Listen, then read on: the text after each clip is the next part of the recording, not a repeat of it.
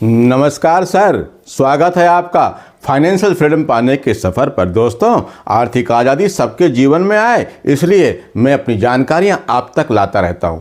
और कल की मार्केट की हरियाली देखकर सबके पोर्टफोलियो में आज थोड़ी सी हरियाली दिखने लगी होगी, यानी सबका पैसा थोड़ा सा बढ़ा हुआ दिख रहा होगा, थोड़ी सी शांति आई होगी।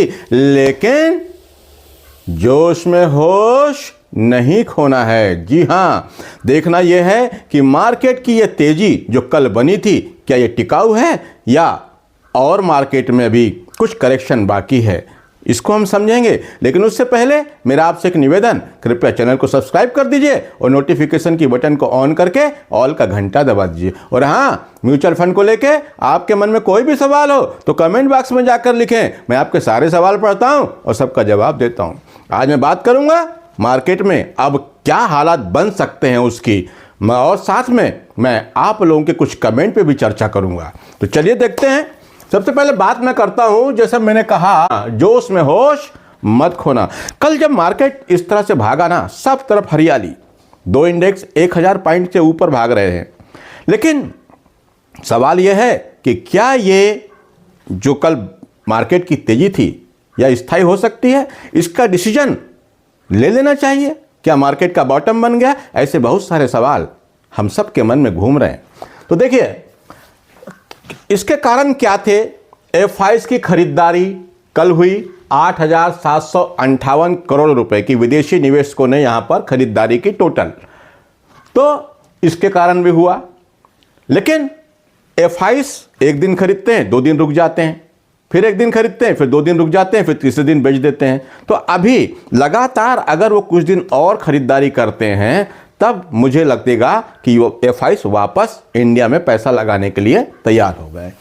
दूसरी न्यूज आ रही है रूस यूक्रेन शांति समझौता। यहाँ पर भी इन दोनों के बीच कुछ समझौता हो रहा है कुछ दिनों के लिए। पूरी तरह से तो अभी वार रोकने की बात नहीं हुई, लेकिन कुछ समझौता जरूर हुआ है। खरीदारी की एक वजह यह थी कि मार्केट ओवरबॉट जोन में था, काफ़ी निचले स्तर पर था, शेयर सस्ते में मिल रहे थे, इसलिए भी कुछ खरीदारी देखने को मिली। अभी मार्केट की इस गिरावट, लगातार गिरावट के बाद अभी कल या 2-3 दिन पहले से हल्की फुल्की जो रिकवरी आई या मार्केट कम गिरा, तो कई स्टॉक के शेयर उसमें शेयर है, उसमें रिवर्सल पैटर्न दिखाई दे रहा है, राउंडिंग बॉटम भी दिखाई दे रहा है, जो अच्छे संकेत हो सकते हैं। और घरेलू फंड की खरीदारी, जैसे मैं पहले भी कहता था कि घरेलू फंड जो है ये कुछ पैसे को अपने पास रोक कर रखें, अभी खरीदारी नहीं किए, कैश पर बैठे हुए थे, तो उन्होंने भी कल अच्छी खासी खरीदारी की मार्केट में, इसलिए भी मार्केट में तेजी देखने को मिली।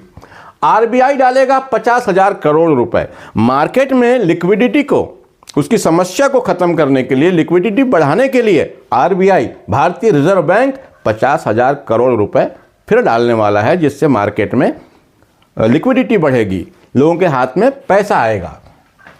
डॉलर 5 महीने के निचले स्तर 103 के नीचे आ गया है। जो डॉलर, क्योंकि जब डॉलर बढ़ता है, डॉलर के रेट बढ़ते हैं तो रुपया गिरता है, और रुपया गिरता है तो मार्केट में इसका असर पड़ता है। तो अभी हम देखेंगे जो डॉलर है 5 महीने के निचले स्तर पर 103 के नीचे आ गया, मगर क्यों आ गया है उस पर भी हम थोड़ा सा आगे बात करेंगे। आज सुबह जब मैं मार्केट देख रहा था, आज बुधवार के दिन गिफ्ट निफ्टी 60 पॉइंट प्लस में दिखा रहा था। बहुत ज़्यादा तो नहीं, पर थोड़ी हरियाली गिफ्ट निफ्टी में अभी भी बनी हुई है, और हमारे मार्केट गिफ्ट निफ्टी को देखकर ही आगे बढ़ते हैं, उसी को फॉलो करते हैं। और दूसरा, अमेरिका फेड की बैठक। जी हाँ, अमेरिका में जो फेड की बैठक हो रही है उसका दूसरा दिन है। अब अमेरिका की फेड की बैठक में क्या डिसीजन होता है, कैसे निर्णय होते हैं, उसका असर शेयर मार्केट पे पड़ेगा। अब आज की बैठक का असर कल दिखाई देगा, बैठक चल रही है, अब आज जो बैठक होगी उसका असर कल मार्केट में दिखाई देगा। अभी तो बहुत सारे उम्मीद लगा के बैठे हैं कि रेट कट आएगा। अब रेट कट आता है तो जाहिर सी बात है रेट कट मार्केट को अच्छा लगेगा, और हो सकता है मार्केट में थोड़ी सी बढ़त देखने को मिले। लेकिन इसी चक्कर में कि फेड की बैठक में क्या होता है, चेयरमैन की कमेंट्री क्या होती है, ये सब के कारण जो अमेरिका के मार्केट में थोड़ी सी गिरावट, थोड़ी सी कमजोरी देखने को मिली। जो मार्केट अमेरिका के भाग रहे थे उनमें थोड़ी सी रुकावट आई और रुके हुए हैं इस बैठक के कारण। इस बैठक के बाद मार्केट में सही डिसीजन बना पाएंगे। अब इस बैठक में क्या उम्मीद कर रहे हैं सब लोग? रेट कट की उम्मीद, अमेरिकी बाजार में कमजोरी, रेट कट। जी हाँ, अगर रेट कट होता है तो डॉलर नीचे जाएगा, ये भी बात है। और जब रेट कट होगा, लोगों के पास में पैसा आएगा तो मार्केट थोड़ा सा ऊपर होगा। अब देखना ये होगा कि फेड रिजर्व बैंक, अमेरिका का जो रिजर्व बैंक है, वो कितने रेट कट करता है या नहीं करता, उसको देखना पड़ेगा। अमेरिकी बाजार में कमजोरी। अब अमेरिकी बाजार में डाउ 260 अंक नीचे बंद हुआ, वही नैस्डैक 304 अंक नीचे बंद हुआ। तो ये सब ऐसे बहुत से कारण हैं जिसको देख करके मैं ये कहता हूं कि जोश में होश मत खोना, यानी पैसा लगाना बंद नहीं करना है, क्योंकि कोई नहीं बता सकता कि मार्केट कब ऊपर भाग जाएगा। पैसा लगाना बंद नहीं करना है, लेकिन एक साथ बड़ा पैसा मार्केट में नहीं डालना है, थोड़ा थोड़ा पैसा मार्केट में डालते रहें। और अगला, निफ्टी का जो साइकोलॉजिक रेजिस्टेंस लेवल है वो 23,000 है। 23,000 के पार जाकर के मार्केट अगर 1-2 दिन 3 दिन वहाँ पर रुकता है तो हम समझेंगे कि अब मार्केट में रिकवरी हो सकती है। एफआईएस की लगातार बिकवाली अभी कम तो हो गई है, लेकिन खरीदारी लगातार नहीं हो रही है। एक दिन खरीदते हैं, 2 दिन रुक जाते हैं, इस तरह का चल रहा है। रही बात अब बेचने की, तो बेचेंगे कितना? उनके पास है ही क्या बेचने के लिए? बहुत कुछ तो बेच चुके, इसलिए बिकवाली तो कम दिख रही है। लेकिन हाँ, यह हमारे लिए अच्छी बात है कि कुछ खरीदारी भी देखने को मिल रही है। अब ऐसे मार्केट में हमको क्या करना चाहिए? हमको पेशेंस रखना चाहिए, धैर्य रखना चाहिए और अपना थोड़ा थोड़ा पैसा मार्केट में लगातार डालते रहना चाहिए, क्योंकि मार्केट कब गिरेगा कब चढ़ेगा इसकी संभावना बिल्कुल नहीं। लेकिन हाँ, अभी मार्केट में कुछ अच्छे संकेत दिखाई दे रहे हैं। और कल का मार्केट और देखना पड़ेगा।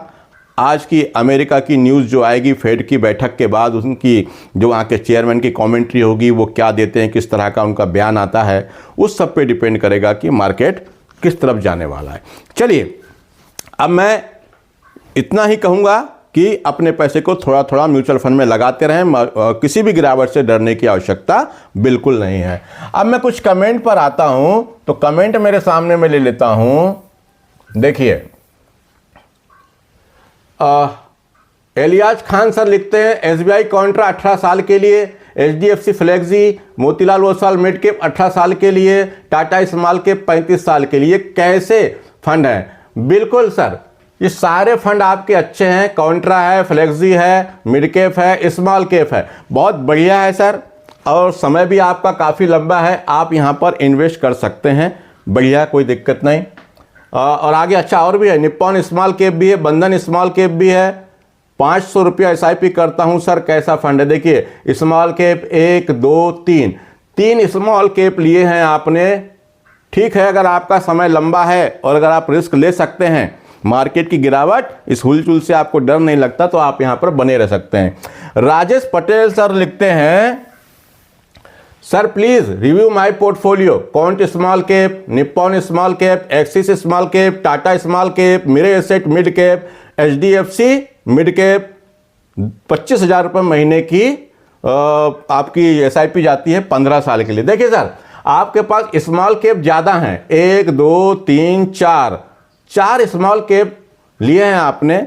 अगर आप इसको 2 स्मॉल कैप में कर दें तो भी ज़्यादा अच्छा रहेगा, क्योंकि ओवरलैप होगा। ओवरलैप से कुछ फ़र्क नहीं पड़ता, 4 लिए तो भी कोई विशेष फ़र्क नहीं पड़ता, लेकिन इसको ट्रैक करने में दिक्कत हो सकती है। इसलिए मैं कहूँगा कि आप यहाँ से कोई 2 स्मॉल कैप आप यहाँ से कम कर सकते हैं।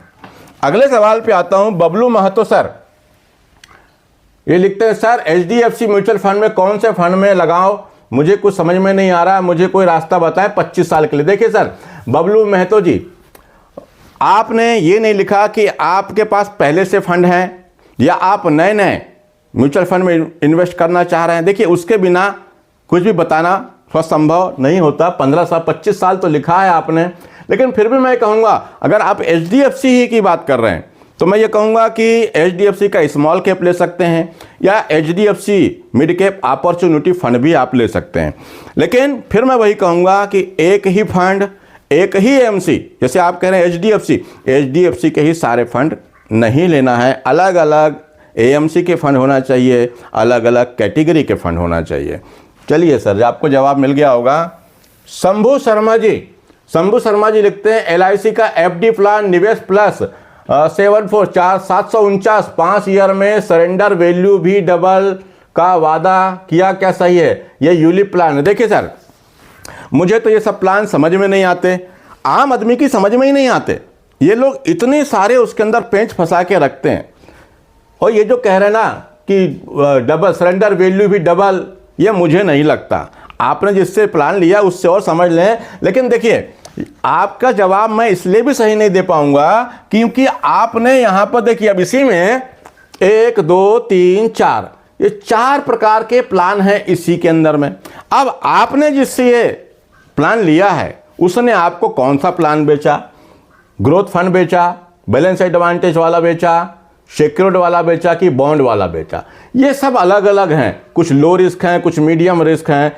तो यहाँ पर इस तरह बता पाना थोड़ा मुश्किल है। लेकिन मैं फिर कहता हूँ, यूलिप प्लान या ऐसा कोई प्लान जो इन्वेस्टमेंट और इंश्योरेंस साथ में है, मैं उसको पसंद नहीं करता।